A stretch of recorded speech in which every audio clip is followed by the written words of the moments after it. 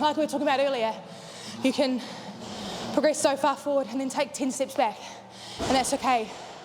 It's going to go up and down like this. And you could someone could view what I'm going through right now as a lull, but it's not a lull, it's a change of pace. And it's always okay to change pace, because in order to go up, you have to trust the process.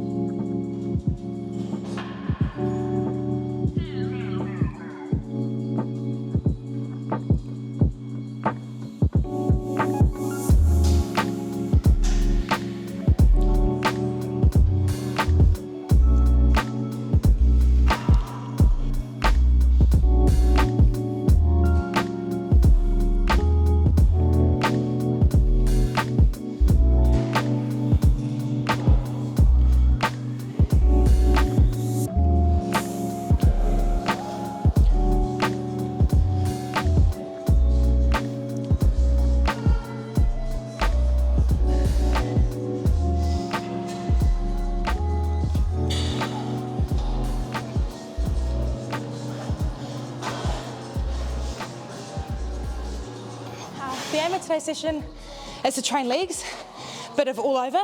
I'm a runner, so I like to do a bit of mix everything, but definitely focusing on consistency, trying to get depth better, just really focusing on the form being right versus upping those weight slots.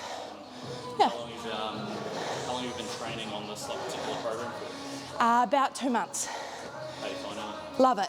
I find it, for a long time there I was chasing heavy weights, and I felt really empowered by getting heavier and heavier, but I found my form just kept dropping. So for me it was important to just strip it back. These used to be lighter, now they're getting slowly heavier again.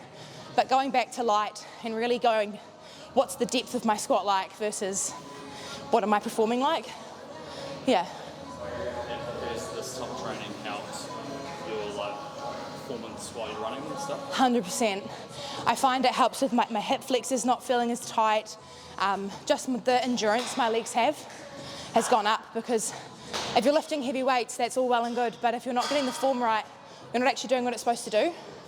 Yeah, I think for so long I let my ego win. I was like, I'm letting the look I want at the gym win versus what I'm actually here for.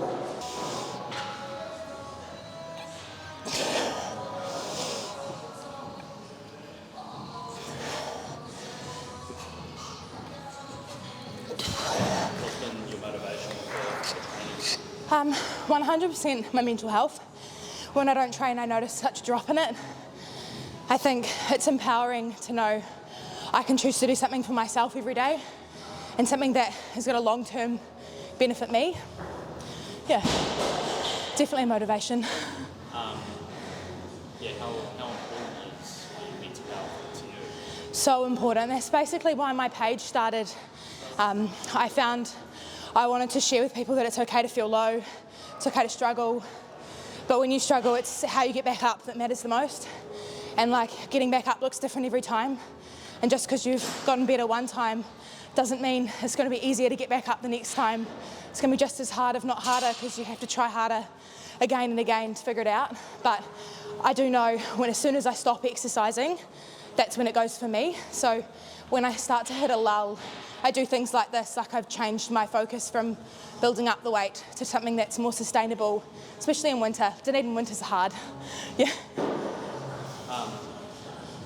Do you get quite a lot of messages from people? Absolutely. I love it. I love hearing people's stories, what people are struggling with, how they're going. I think it's empowering that they feel safe to share that with me, because it is such a vulnerable side of themselves, and I think I share such a vulnerable side of myself online that people feel they can relate to me, because they go, well, I've actually been through what she's going through, or I can empathise with the way she feels about her body, or the way she struggles to show up at the gym, or the unmotivated side of her, and then they see how I come through that and they go, I want to do that too, which is pretty cool.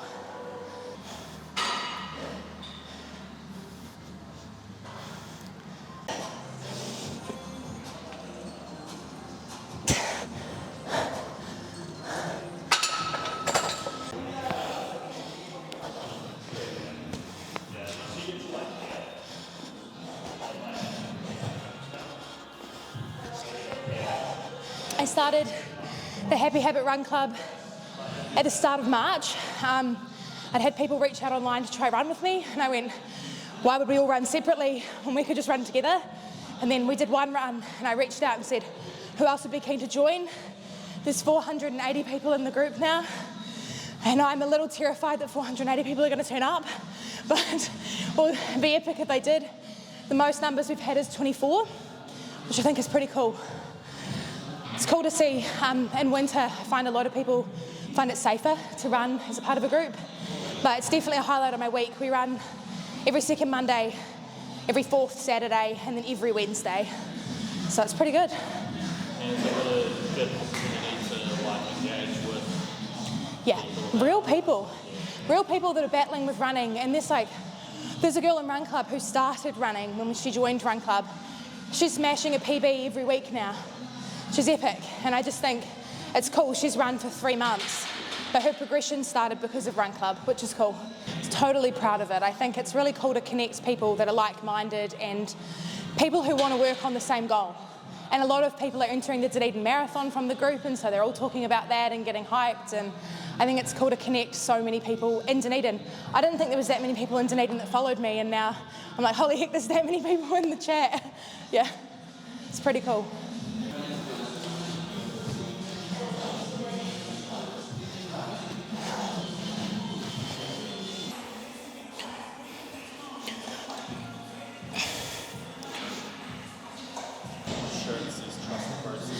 Yeah, I got this shirt actually because of the graph on the back. I think it's really cool. I like the idea that it's not linear. Like we were talking about earlier, you can progress so far forward and then take 10 steps back, and that's okay. It's going to go up and down like this. And someone could view what I'm going through right now as a lull, but it's not a lull, it's a change of pace. And it's always okay to change pace, because in order to go up, you have to trust the process.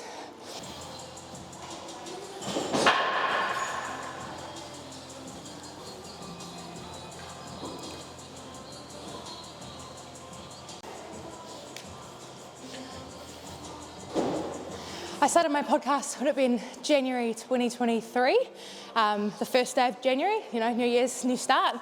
It started with me filming and recording it into my iPhone in the cupboard in my house because I thought they'd have the best sound. So now I've got a full podcasting setup.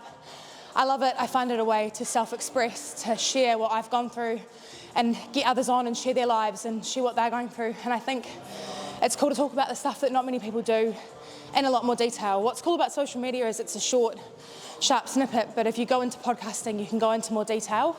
I find my podcast is more about helping people build mindset, confidence, empowerment. They plan and empower, hence why I'm all into planning, all into routine building, habit tracking, and so using that as a tool for empowerment is where the podcast came from. Yeah.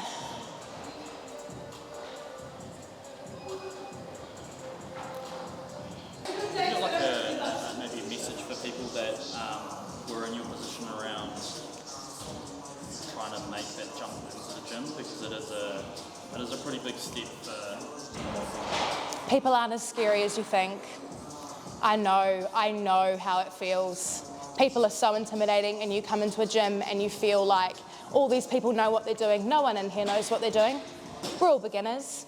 I'm new to things all the time, and nobody in here will be rude. If you come up to someone and ask, hey, how do I do this? I remember on one of my first days at the gym, I didn't know how to use the leg press, and a stranger just comes up to me and goes, hey, do you know how to use that? And I was like, no, I don't. And they set it fully up for me, put on the weights and everything, watched my first set, made sure I was okay, and then left me. You're not in here alone. There are people, there are staff that will help. Just find, if you need someone to spot you, you need someone to help you with form. Everyone in here is willing to learn and willing to grow. You don't come to a gym to stay stagnant. So if you're wanting to take that step and to join that realm of people that are working on themselves, that's epic. And don't let the fear of what others think hold you back from that.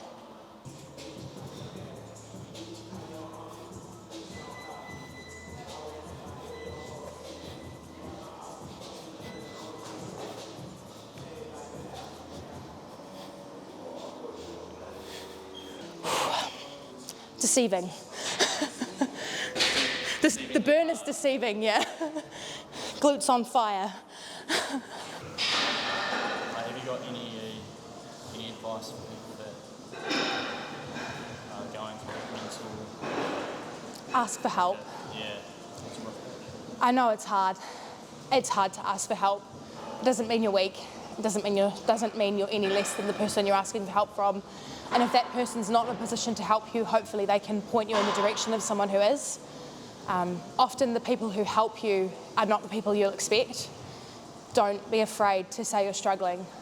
It's the first step to getting better. I wish I could shake 21-year-old Meg and tell her that, but if everyone who needed it asked for help, everyone would be helping everyone, and nobody would feel like they're alone. Because when you're isolated and feeling like that, it just makes it tenfold worse. But if you feel like you start feeling like that and you can call a friend and you just let it out and say how you're feeling, they go, that sucks. And sometimes you don't want a solution, you just want someone to listen.